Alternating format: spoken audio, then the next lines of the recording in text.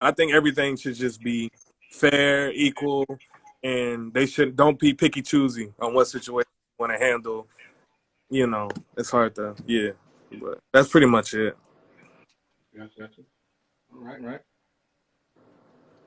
I I understand what you're understand what saying. you're saying. It It honestly honestly is. is. Everything Everything needs to needs be to be fair fair and and straight straight across the across the board board with with national every every nationality, nationality, regardless regardless of of what what color color you are. you Um, are. Corey, Corey, how you how feel you feel about about that? Or how do you how do feel you feel about about and and America? America? I feel I like feel like America America just got just off a got a bad bad breakup, breakup, and and we we are are rebounding rebounding kind of kind of hard. hard. Like, Like uh, uh, like like we're we're still still looking looking for that for that one, one, and and we're in a we're in bad a bad state. state. Can be Can be better? better? Absolutely. Absolutely. Can be Can be worse? worse? Absolutely. Absolutely. Um, Uh, like you like you said said earlier, earlier, like there there are are things things that that there are there are some some things things that that we we can. can There are a there are lot a of lot things of that we things can that we can definitely definitely work on for for sure. sure. But But I I mean, mean, just like just in like in the the I mean, just like in the military, military, man. man, Some of some those of those changes changes they can they can start start at the at the lowest lowest level. I mean, level. they can They just can just start with start with us us doing things like things like this, this. um, Um, getting awareness out there, and just letting people's voices be heard. Understand. Very Very true. true. Very true. Yeah, but pretty much to piggyback what he said, I mean, like I personally never had no problems with the police. So I can't speak on that. I'm always, doing the right thing at all times. I try to stay away from trouble. Um, like, same thing with race. Like I don't, everybody don't discriminate. You know, if you're friendly, then we cool. That's it. I don't see nothing else. Understand. Very Very true. true. Okay. Okay. Yeah, Yeah, it's it's we got a we got a lot. lot. We got a We got lot a to lot to make up. make We up. got a We got lot a to lot work to work. on. We'll We'll see. see. They're gonna shook up the Up the world world now now with with how people people feel feel about about this this uh uh presidential presidential race race and and everything everything that'll that happen. happened. So we'll We'll see. see. Okay. Okay. So So what do what y'all do feel y'all feel about this about this COVID? COVID? Oh Oh man, man, How did how did COVID COVID mess up mess some up some things things going going on on for for America? America? oh man. Do you want Do to you start want to this one? start Or you this want one? me Or to you want start me to this start one? this? Now you can go ahead. Woo! Okay. Okay. All right. All right. So Open So up the box. yeah, you yeah, you did. did. So So first first off, off, Excuse me. Hold on. Hey Corey, not to cut you up. Lower the what's up? volume all the way down on your phone. Like keep What's the up? live running, but lower the volume on your phone. Mirror mirror him. him. You on your phone, lower the volume all the way down. There you go. It'll eliminate the echo. That's what we good now. And then your voice should still be able to pick up. Should. Hmm. So So fun fun fact, fact, it's it's not not letting me letting me go any go lower. anymore. That's a lot better now. You good. What if I just What got is out? kind of? I I mean, mean, you you can can try try that that if if you you want. want. Nah, it's a lot We'll better now. see. You should be good.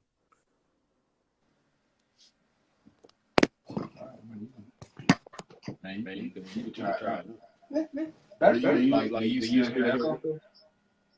Yeah, it's faint. Bye, phone. All right. So you still here now? Nah, we good now. All right, cool. That was it. All Dopeness. right, we're good. Thank you for whoever it was who mentioned that we were echoing, and we figured it out. I just had to leave on my phone, which probably didn't make too much sense because we're right here now. But COVID, right? Yeah. COVID? All right. I'm going to take a drink on this one. Hold on a second. Man, go ahead. I know. Okay. I know this is a big one. Okay. So, first off, this is an adult podcast, right? Yep. All right, cool. Fuck COVID. All right. Cool. Fuck this bullshit. Me personally, I do feel like this was a ploy. It was something of a scheme to push agendas. Um, People can agree with me. People can disagree with me. Hooray for freedom of speech, I reckon, right? But COVID was a ploy. It was a ruse. It was a scheme just to push certain agendas. To what was that? 1984. George Orwell's 1984. Big Brother's watching you. Ruled by fear and all that jazz. Thanks. I think that was it. Look that up. Somebody looked that up. I'm pretty sure that's right though. Like 97% right. Cool. But yeah, it was a scheme, it was a ploy, it was a ruse, and now we have. I mean, granted, I honestly can't fully complain about all these stimulus packages, these stimmies as they're called now. I honestly can't. I cannot complain because going from active duty back to reserve life and having this civilian job again. And this is for any of you active duty folks out there. Make sure you have a plan before you get out. And just in case y'all didn't hear that, make sure you have a plan before you get out. I'll put a pin in that one. That was me putting a pin in that one. Yeah. So right now, the country's just in. I mean, we're past the reaction mode for COVID. At this point in time, we're just riding this wave, and we're just waiting until it's over, until it's done. When is that going to be? That is a damn good question.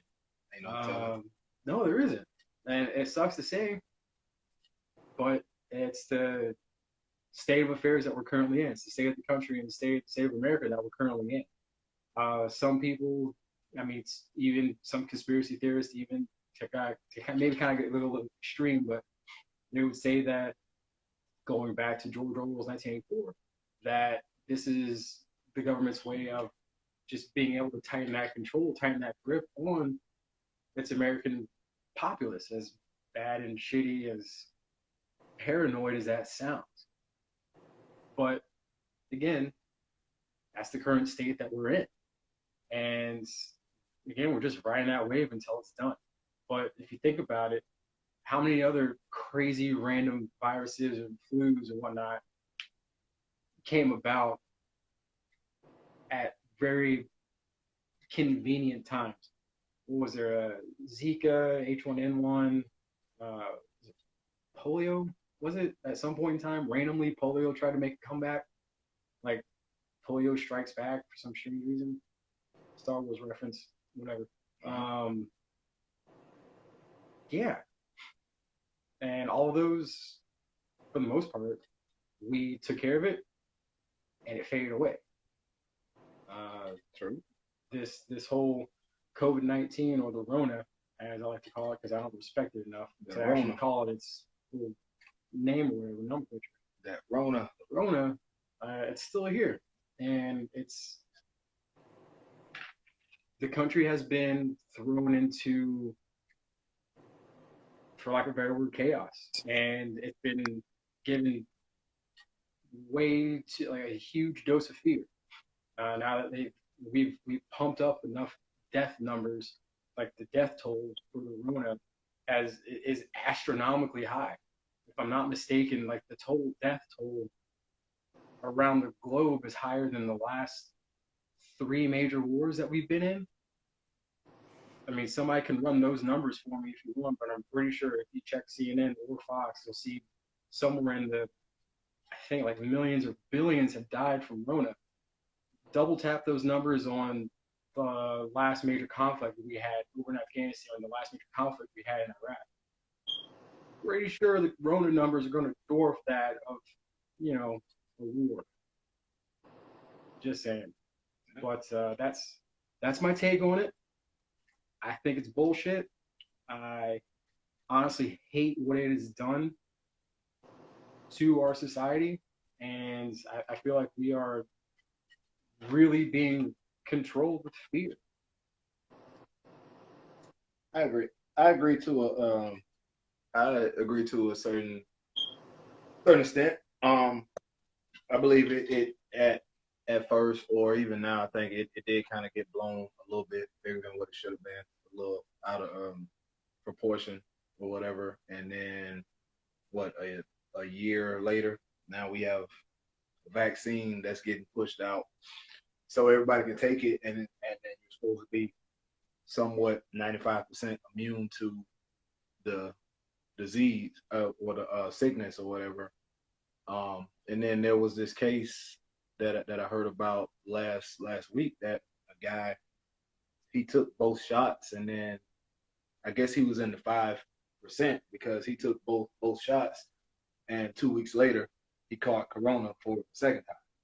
So it's kind of like, sometimes a lot of that stuff kind of makes you think, like,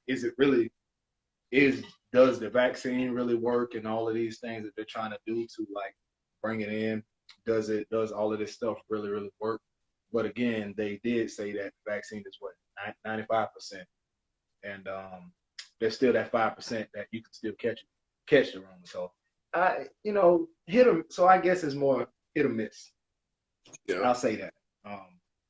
I can't really call it because I have not had coronavirus yet. Thank God. Or I didn't know I had it. Don't know if I was asymptomatic. It just didn't have symptoms when it first started. So I honestly don't know if I've had it, but I haven't been truly introduced or told that I had it. So let's put it like that. Yes. So I really don't know what to say about it now. A lot of people have died, but and I guess kind of like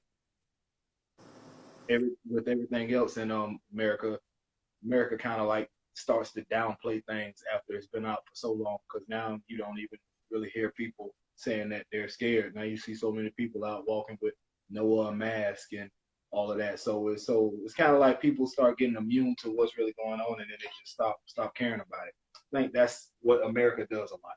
Yeah. Whenever it comes to certain other things, people stop caring about it after a while. So don't know if that's a good thing or a bad thing, but it is what it is, I would say we just get desensitized to it, man. Yeah. I mean, look at video game violence, because Mortal Kombat, the movie's coming out soon, and I'm excited as hell about it. But if you look at video game violence from the 90s and how we've just gotten used to it now, it's a commonplace. Yeah. We don't bat an eye. We don't, oh wow, that dude just ripped some dude's spinal column out of his whole body, right, and just threw him in a pit of acid.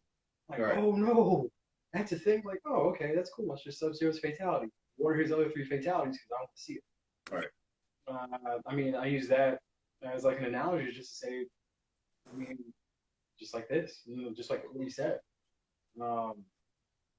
Just, Americans, just people in general, we get used to,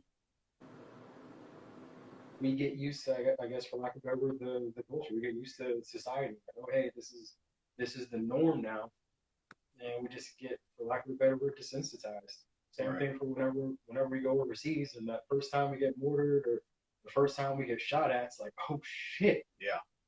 Did we just get shot at? Right. It's go time now. Yeah, it's like, did we just get mortared? And then, fast forward like 3.5, 4 months, you're in your you're in your bunk, and all of a sudden you hear the alarms go off again. You're just like, oh, another one. Thank you, DJ Khaled, but oh great, another one. Hey, can so-and-so just let so-and-so know that we're good to go and we're alive? I need to go back to sleep because I have shift in like 3 hours. It's just something you get used to. I mean, I took it as when Corona started making this run through on the news. At first, I'm not gonna lie, I took it as like you could say the same situation like with the swine flu. I thought it was gonna come around, do its little runs. People are gonna get sick. There may be a few fatalities. They will come out with a vaccine, and boom, we'll be over it and we'll forget about it. So you can compare that to swine flu, Ebola, whatever. You know what I'm saying? My personal opinion on it, I can't say I think it's a real thing, and I can't say it's not. I really don't have. I'm kind of like in the middle. Sometimes I think, oh, this may be a shame, and sometimes I'm like, oh, this is serious because people are dying, people are actually getting sick, and then there are other moments where I've come in contact with people, I've dapped up people, I've been talking to them, conversing with them, people on numerous occasions, and the next day or the next week they come down with COVID, and then I go get tested and I don't have it. But it's like, hey, I was just dapping this dude up, and shooting a shot with him for, damn near every day. So how come he has it and then I don't get it? You know what I'm saying? And I know he's just as clean and, and pays attention, not at this when it was going on as I am. So how does he have it and I don't? So it's just stuff like that that make me question it. But then again, I don't say nothing because it's like, thank God I'm not sick or, it's cool. But yeah, I mean, that's really all I got for it. I mean, I enjoyed the time off. Bro, shit. Enjoyed the time off. Yeah, I say the one thing I hated about this whole COVID thing, and I think a lot of parents felt the same way, is damn freaking virtual school. Okay. Freaking having to deal with your kids home every day, which whatever, they're your kids, so regardless, I mean, you gotta deal with them anyways. But still, having them home and not having them away, and you having to make arrangements, I think that was like a big thing that happened to America that we weren't expecting to. So it caused a little bit of a little friction at first, but it happens. You know what I mean? You just gotta adapt to things. But okay. All right, so we're going to move on into this military lifestyle.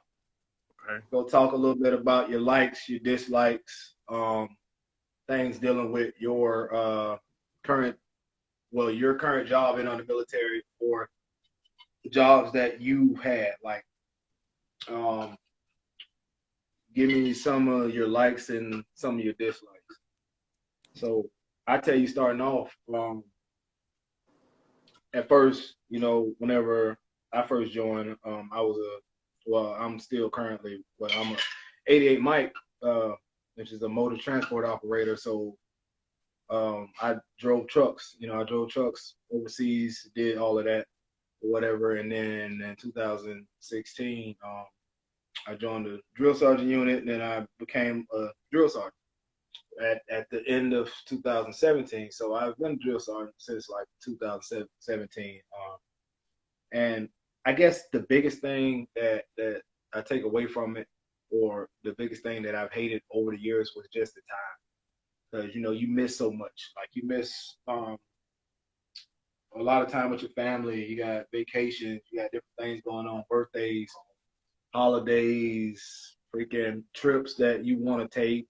You want to plan vacations and you can't, because you can't get time off. Like, your time has to be based around the military's time, to where you have the coverage to be able to be off. And sometimes it's a little stressful. Things happen where you really can't. So I think that's one of the dislikes. Just to like, the job is whatever. Like, you join the military knowing that you gonna freaking work and do some crap that you probably don't want to do, but it's part of wearing a uniform. And I respect the uniform 100%, and I respect the flag 100%. So me doing the job is not the issue. But sometimes, the timing of certain training events or certain things that you're trying to do, it kind of messes up with your personal life. And I think that's the biggest takeaway that I don't like about the military, but it is what it is. I've been going through it for damn near 10 and a half years, almost 11 years now. So I'm used to it, but your families never get used to it. Yeah. And I mean, if you got spouse or kids, they never get used to you being gone all the time. So it's always going to be something with your time. So I think that's the biggest thing that I dislike about the military. Same Other thing. than that, the military is a job, and I'm gonna do my job regardless. Yeah. Same thing with me. Like you said, I love what I do. I respect the uniform, respect the flag. That's pretty much my only problem too. Is when it's, especially now, and what I got going on my end, there's a lot of time, to go home and stuff like that, and it's such a hassle, you know, whether it's through the paperwork or you know how the deal goes. It's such a hassle to Yeah. go home, and then with COVID, it makes it even just as worse to come home. I missed a Christmas, I missed a few birthdays, I missed family get-togethers, and it sucks, and I don't like it. Right. But at the end of the day, I still enjoy what I do, and that's pretty much it. But if I had one thing to complain about, is just like you literally have no life. Sometimes I feel like I have no life sometimes. Like I just Gotcha. go to work and come home, wake up, go do it all over again, which I'm okay with. But it's just like, hey, let me go home for a little bit sometimes. Gotcha. How you all feel, Corey? I mean, I'm in the same boat. I guess pun intended, but I'm in the same boat. It is join the military. It is let me rephrase that. Being in the military, it's a lifestyle, and it's not just a culture. It's a lifestyle that you can give 100% to, or just a small fraction percent to, and then get out. Right. Um, but it is definitely something that you have to get used to, and it's time consuming. It is super time consuming, almost like regardless of what your job is, where you're stationed at, it's it's it eats up your time. And I mean, growing up in a military household, I remember what is going on. I remember. You an important man I over there. guess so. I remember my mom. She was always gone, either deployments or she had staff duty, or she had to because she was supply. She worked in supply at 92 Yankee, and so she had to do inventories, change of command inventories, random inspection inventories or whatever. So she was always gone. I was with the maid, just always gone. Whenever she was home, all she would do was just sleep, might make dinner once or twice, and then she was working again. It was me and my dad. So Gotcha. it was definitely and now that me being in and having done the drill sergeant thing and been in DSL and just like God dang, you have almost no time for yourself. Right. Like trying to lift, trying to go to school, trying to take care of family. All I have is a dog, and that little motherfucker is up in my parents' place right now. So I ain't even got him. I just got plants. And that was difficult to try and take care of, Right. Yes. But it's a lifestyle you gotta get used to. But it pays off in the long run. Yeah. I mean, you give your time, you give your blood, sweat, and tears, and your time, and in the end, I mean, it pays off. It opens up so many doors, and this right here is one of them. Being able to network and just meet fantastic people and folks that will never leave your life. That's definitely one of the positives for sure.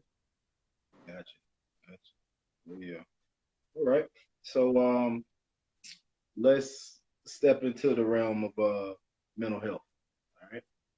Mental health and black men. Cause I know we are our brothers keepers, and we go through things that a lot of people or a lot of different races or nationalities they don't realize that we really go to, but we just don't talk about a lot of stuff. Cause growing up, we were taught to you got to be strong, you got to take care of the family, so we didn't have avenues to express ourselves and talk, because then we'd be looked at as soft and get judged by friends or outside people. We was always taught by our fathers and everything to just be strong and just get the job done. So growing up was a little different, because when you see your dad go through things, you never really saw the struggle in it, because he was always trying to be strong around you. So it wasn't like you had something to mold yourself off of when like some shit hits the fan.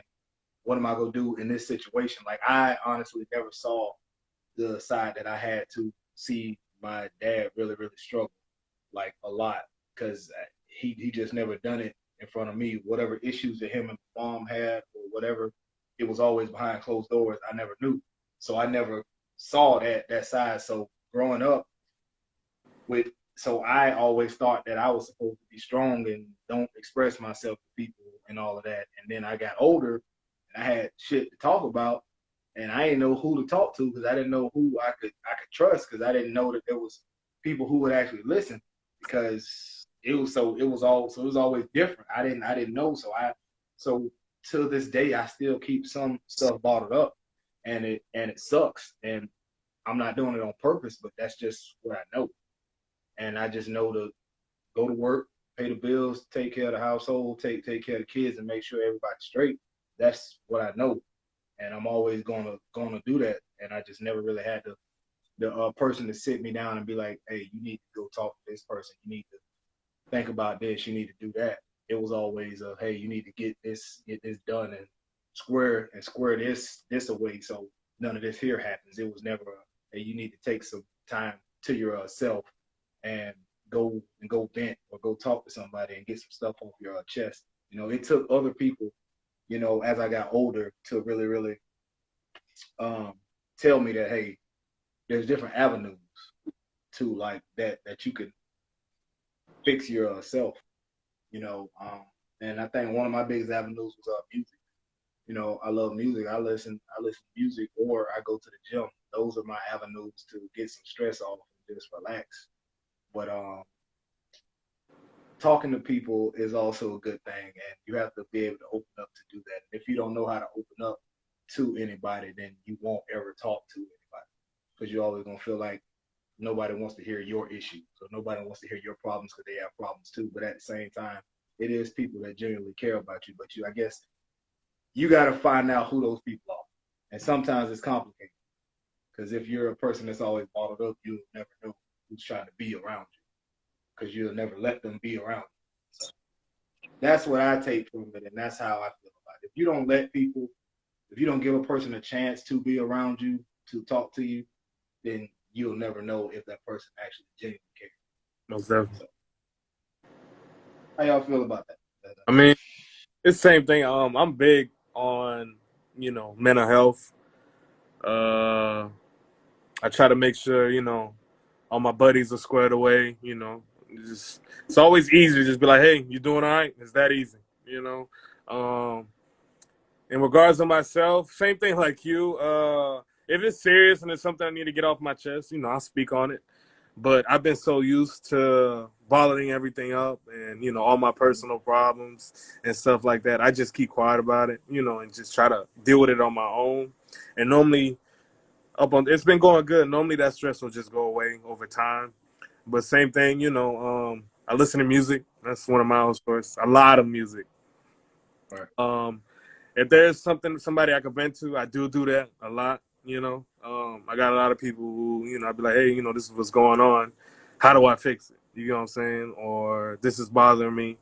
How do I get about this? But yeah, I'm big on mental health. Take care of yourself. Make sure your peoples is doing good. Check on them. Not like a hey, how you doing? Like hey, everything going all right. You doing all right personally. Stuff like that. I'm big on that. So that's pretty much it. Like and then there's a lot of sources you can go to. Like if you can't talk to a buddy or you can't talk to you know somebody close to you, or there's therapists. There's a lot of things you can do to help relieve stress, or if you're depressed, anything that has to do with mental health, you could do. Right. So yeah, I'm really big on that. Gotcha. How about you, man? Man, so I I like to think that I am a relatively optimistic, happy-go-lucky person for the most part. It wasn't until recently that I actually had to really work on my own mental health and actually exercise practicing what I preach because I, friends would ask me, "Hey, you doing okay?" And I would hit back, "Yeah, I'm fine. How are you doing?" And they would give me like this laundry list of stuff where they would just like tell me to like just open up the both barrels, like boom, boom. God dang, all this is going on with you. And of course, I would help out. I would listen, and I'd be the best sounding board that I can be. But up until recently, I really had to recenter and refocus on me and actually work with my own mental health. And I'm like, man, this in some cases it was actually like some days are actually harder than others. Just like, but you just gotta remember to pretty much put one foot in front of the other. Yeah. And I'm gonna thank my mom for this one, but my family on my mom's side, we don't really open up that often. We don't share a lot of stuff. We don't get too emotional. And we don't share those emotions quite. That just runs in the family. Same with like a acute OCD and not so acute alcoholism. Mm-hmm. It is what it is. It's nature of the beast. But mental health is important. And if you're going through something, reach out. Just like you said, it just takes that one random text, hey, what's up, or hey, how you doing? And I mean, you never know what your friends are going through, man. Right. And I don't know where I was gonna go with that. Actually, I legit just forgot what I was about to say. That's all good, bro. It's all good. And I like to take a second though. Appreciate everybody who is viewing. You know, first podcast setup issues, sound issues, but we're gonna get that squared away. We know the issues now not to do for the next podcast. So I appreciate y'all still tuning in. We still got a few more topics to speak about, so we're gonna keep it going. But I just wanted to take a second to appreciate everybody. Thank you, friends. All right. Yes.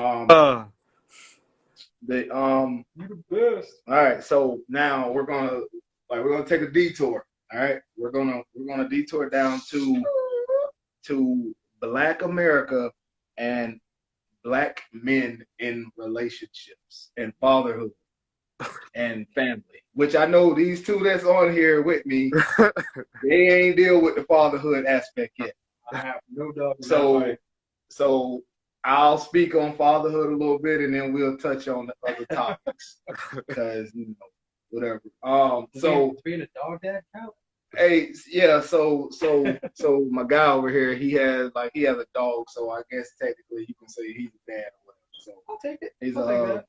dog dad. Dog But dad. yeah. So fatherhood. Hey, I love being a father. Being a father is one of the best titles in the world. All right. Obviously you're gonna have your stressful days, and then you're gonna have your fun days.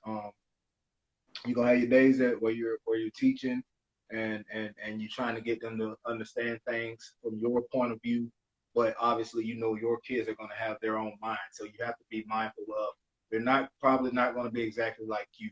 So at some points you have to adjust and be able to see the other side of the fence and hear where they're coming from before you judge them and try to make them do exactly the same thing that you did growing up. Because especially with kids these days, they're so out into the streets and so out into the world. They see so much and they learn so much differently than what we learned when we grew up. Because when I grew up, cell phones and all that crap, that wasn't really a thing. You might have a freaking when we got high school maybe, or Nokia that had a phone card that you had a few minutes and you had to wait until 9 o'clock to talk on your nighttime minutes and shit. So that cell phone crap, that was out. So we had to really know people and go talk to people. We didn't have that time to just text somebody and be like, hey, I'm on my way, or let's meet up here. We didn't have that. You had to go to somebody's house. Pick and choose your text battles. Knock on the door. Yeah. You had to go knock on somebody's door and be like, hey, I'm coming over to play or whatever. Or use the landline, which I know none of these kids these days know anything about a damn house phone and having to use it and having to wait for it to ring and all of that. So yeah, so it's a lot different. So we grew up a lot different than these kids coming up these days. But one thing about fatherhood, I love it.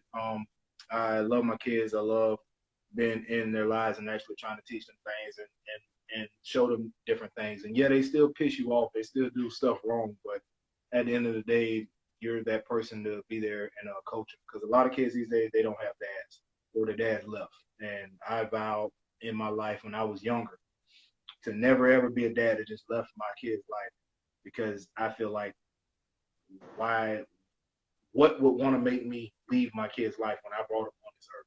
So I vowed never to be a dad that left my kid's life. To this day, I've never left my kid's life, and I never will. Even with this one that's on this podcast with me, he's already grown, and I'm never gonna leave his life. I'm still any question he has about the military or anything about or about being a man or relationships. I'm gonna be there for him and answer those questions. Even if I don't have the answer, I'll find the answer and I'll get back to everybody. So it's always going to be like a reoccurring thing. I'm always be there. So that's my take on fatherhood. I don't see how men leave kids' lives. I get it. Parents sometimes don't make it and they split up, and it's one parent don't want the other parent to see the kids, and they make it hard for them to see it. So I know sometimes it gets stressful, and some things there are barriers between, sometimes why a person can't see their kids or why they're not around their kids. But if you have the chance and opportunity to see your kids, I feel like you need to see your kids, and you need to be there for them. All right. So that's my take on father. So now we're gonna speak on black men in relationships. How do y'all feel about relationships being a black man these days? Or when you was growing up, or right now? In what regard? Yeah. So this Hennessy got me opening up. So I'm trying to speak about things. So we're gonna really talk. We might touch a black brother tonight to where he hears something and he be like, man, that's what I need to do, or I'm in that same boat or something. So where we at? Corey, you going first or what? Hey, question. So in what regard? Now anything. Like relationship wise, like are you I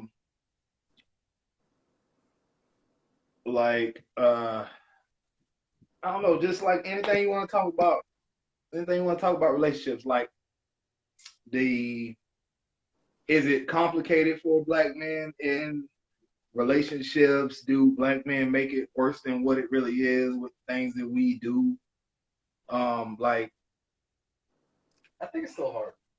I think it's still difficult, and people might not think that racism on this level exists anymore, but not so fun fact, it still does. What I mean by that is that my first two, I guess, major relationships that I had in high school, leaving high school, and in college, their parents thought I was a great person. Granted, both their families, white daughter, set the groundwork there, right? mm-hmm. But yeah, they thought I was a great person, thought I was a great guy, but the fact that I was dating their daughter, they didn't like that. And it actually got to the point where, what was it, my second relationship, her dad actually called me on a blocked number and gave me this talk and pretty much just said, hey, this is so and so's dad. I just want you to know that we think you're a great guy. You're doing great things. You have a good head on your shoulders. You got this and that going on. Granted, this was back when I just got out of high school, so about to carbonate myself here. So this was like full end of the summer, full of 2008. Shut up. So I was living with my dad at the time in Bronson. I get this call and he's giving me the spiel, and he finally gets to the point. It's like, well, he equated essentially to I think it was like a birds and the bees talk. Like birds only date birds, something like that, and bees only date bees, and they don't like cross pollinate, or I forget the terminology. It's been so long, but essentially it just boiled down to the fact that uh, he didn't like us together because I mean, fun fact, I'm not even fully black. Like I'm only like I would say half, but that'd be an incorrect fraction. But he didn't like us together because I wasn't white. And I told my dad that he freaked the hell out. Long story short, racism at that level still exists, and dating as a black man is still difficult. Uh, not only because of that, but we still, I mean, I feel like we are talked about and held in a more public purview than other races. Uh, Simply because of our history uh, with everything, all of it. So it's essentially it's like walking on eggshells, damn near 24/7, just so we don't get randomly. Just so we don't get uh, brutalized by the police, so we don't get shot randomly just walking down the street in a drive-by gang war. So we don't get arrested for. I mean, hell, I mean, I hate to say it, but so we don't get arrested for just being darker than the rest of the population. That's probably taking a little too far, but I mean, I mean, you know, I feel I know where you're going. I got you. it's So it's different. yeah, It's different. so basically, what you're saying is being that you um were black and you're interracially dating. Yeah. Basically, so on that aspect, it was more complicated because the father didn't want you dating the daughter. Yeah, exactly. Because I wasn't white, and once I actually met the rest of their family, like one of the big things that they said were they were surprised that I spoke so well, which at the time I was like, thank you. And then finally realized that was like a damn insult. Yeah, looking back, I was like, what did you expect me to sound like? Yeah, Like, expect me to stutter when I talk and not be able to pronounce my words or something? exactly. I got it. Did you expect every other word to be something about bitches and hoes and sluts and getting drugs and hey, I got my Bloods and my Crips over here? Like, what? Gotcha. What was it that they expected? Yeah. For me to sound like and be like. Gotcha. But it's well in the past. It's history now. Yeah. But I mean, shit like that still happens.